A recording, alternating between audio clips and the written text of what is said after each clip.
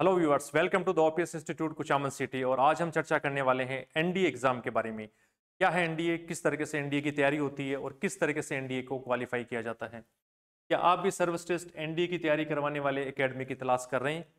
यदि हाँ, तो ओपीएस एनडीए एकेडमी आपके लिए सर्वश्रेष्ठ विकल्प हो सकता है 9 टू 12 स्टूडेंट्स के लिए। हर एक स्ट्रेटेजी के ऊपर हम बातचीत करने वाले हैं आज के इस शो में। किस तरीके से एक कैंडिडेट जो 9 टू 12 स्टडी कर रहा है वो एनडीए की प्रिपरेशन कर सकता है।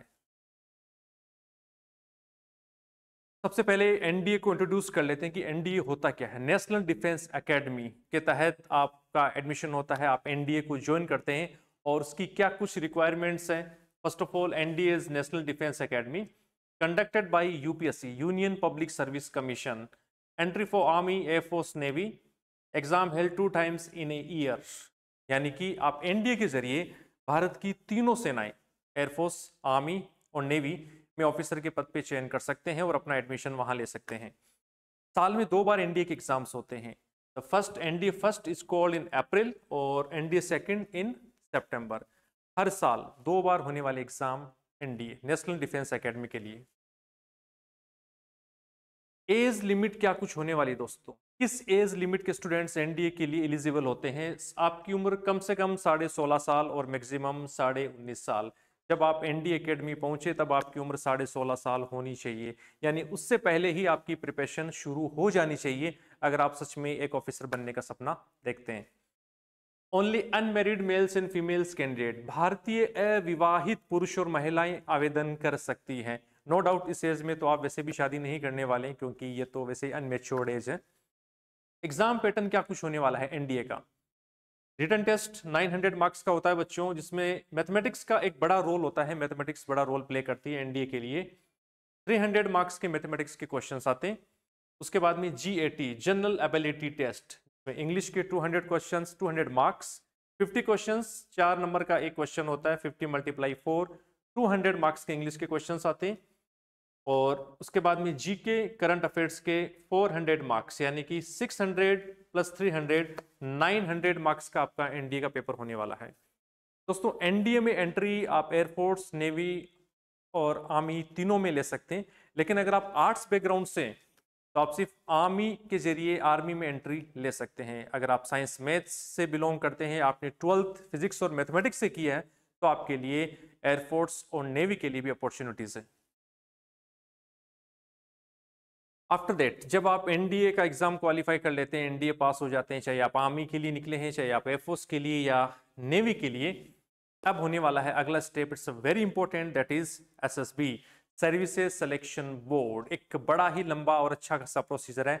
5 डेज की जो स्ट्रेटेजी होती है, जो आपको पार्टिसिपेट करनी होती है, और आपका एक अगला और बेहतरीन कदम होता है भारतीय सेना में ऑफिसर बनने की तरफ।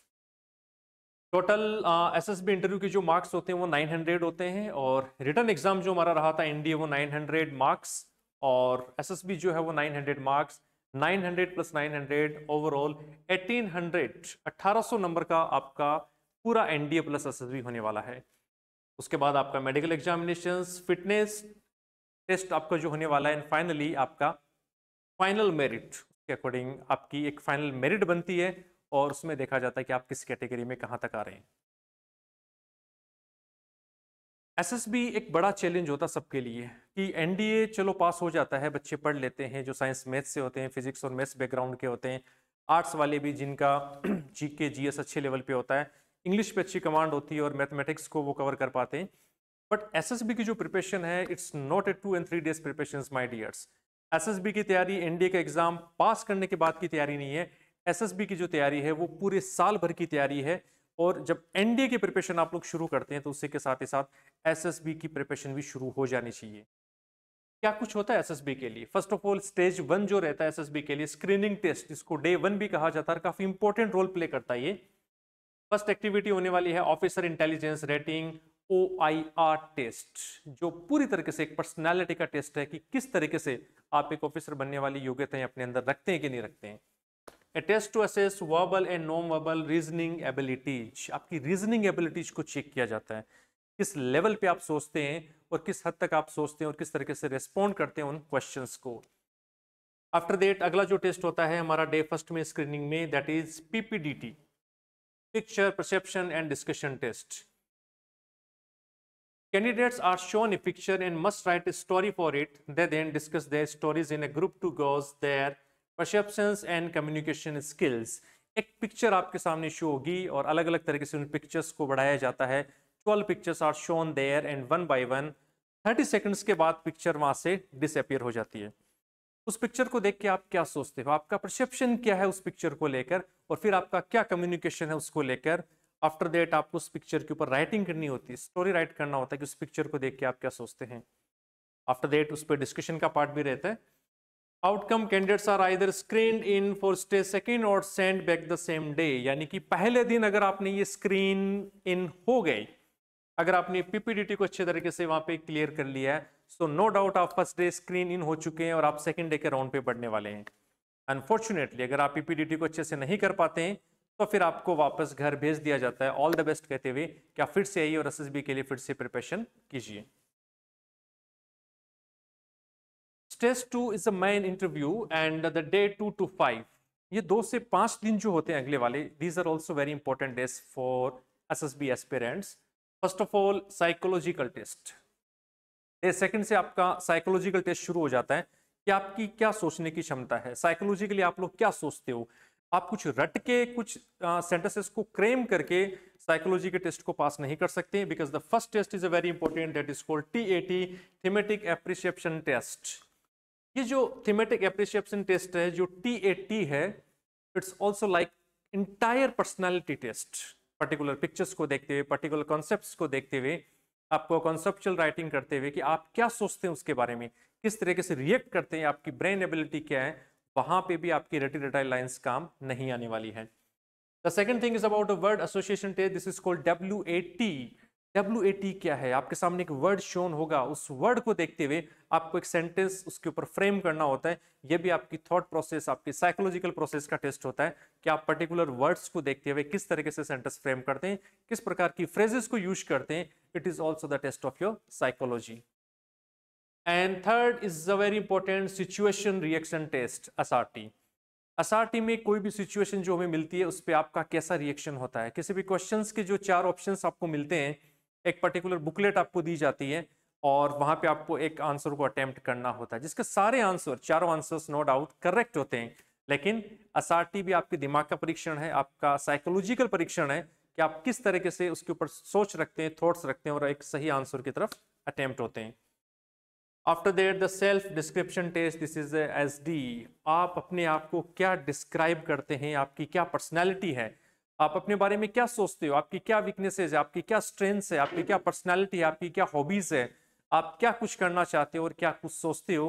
ये पूरा का पूरा आपका डिस्क्रिप्शन होता है. This is called self description test. तो जवानों, इस तरीके से अलग अलग एक्टिविटी से गुजरते हुए फिर हम बढ़ते हैं group testing officer, GTO task. यहाँ पे अलग अलग टास्क आपको दिए जाते हैं. These are outdoor and group-based activities that assess teamwork, leadership and problem-solving skills. ये कुछ एक्टिविटीज है जिनको हम आउटडोर एक्टिविटीज कह सकते हैं, जहाँ पे अलग अलग टीम वर्क में आपको अपना रोल प्ले करना होता है. हर एक एक्टिविटी आपकी पूरी तरीके से वहां पे मॉनिटर्ड होती है, एसेस होती है ऑफिसर्स के द्वारा, GTO के द्वारा, जिनमें सबसे पहला और इंपॉर्टेंट है दैट इज ग्रुप डिस्कशन. अलग अलग टास्क के ऊपर आप किस तरीके से डिस्कस करते हैं, अपनी थॉट्स को आप किस तरीके से वहां पे डिस्क्राइब करते हैं. And these are the very essential things for everyone. Group discussion is a very deep things of discussing over any topic. Group planning exercises. आपको कुछ टास्क मिलेंगे, वहां पे आपको ग्रुप्स दिए जाएंगे, वहां पे प्लान करके आपको उन एक्सरसाइज पे आगे बढ़ना होता है. एंड प्रोग्रेसिंग ग्रुप टास्क, ये भी पूरी तरीके से एक ग्रुप एक्टिविटी है. So the GTO is totally based on the group activities.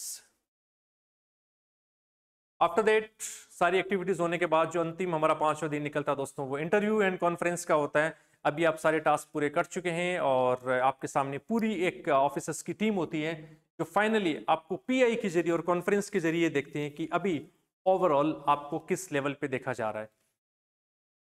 And in deep one-to-one interviews to understand the candidate's background, thought process and personality. Of course, in deep process, पूरा detail में जाते हुए, deep process में जाते हुए आपके हर एक assessment को पूरा असेस किया जाता है कि आप किस तरीके से उनसे गुजरे हैं और क्या अपनी थॉट प्रोसेसेस रखते हैं. आफ्टर दैट आपका बैकग्राउंड क्या है, आपकी थॉट प्रोसेस क्या है और आपकी पर्सनालिटी क्या है, क्या आप इस यूनिफॉर्म के लायक हैं, कि आप ऑफिसर बनने के लायक हैं। Conference, the final day where all the assessors discuss each candidate, the names of recommended candidates are announced afterward।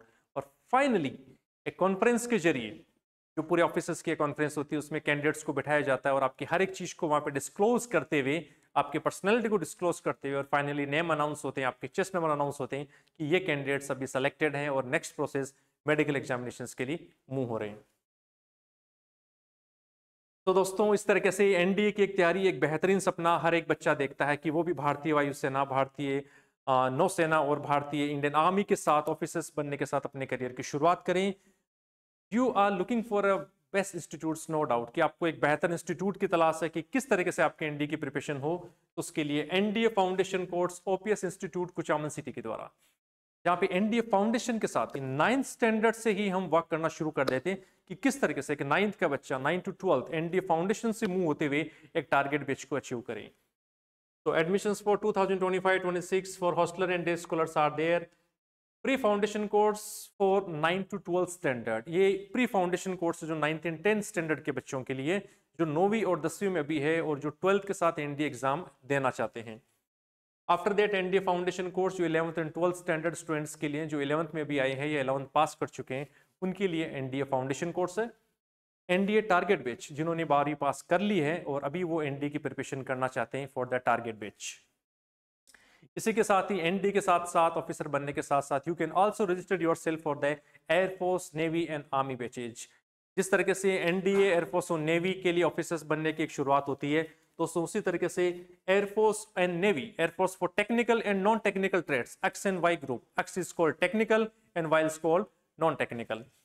और नेवी एसएसआर के लिए भी एडमिशंस ओपन है, जहां आप अपने आप को अग्निवीर के तौर पर भारतीय सेना के साथ जुड़ने का एक बेहतरीन मौका आप ले सकते हैं।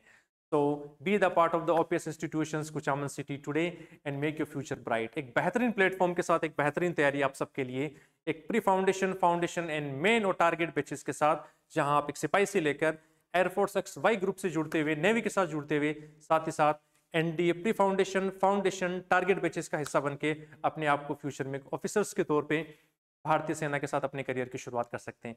जय हिंद दोस्तों, thank you so much for being with us. Once again, thank you so much for watching us.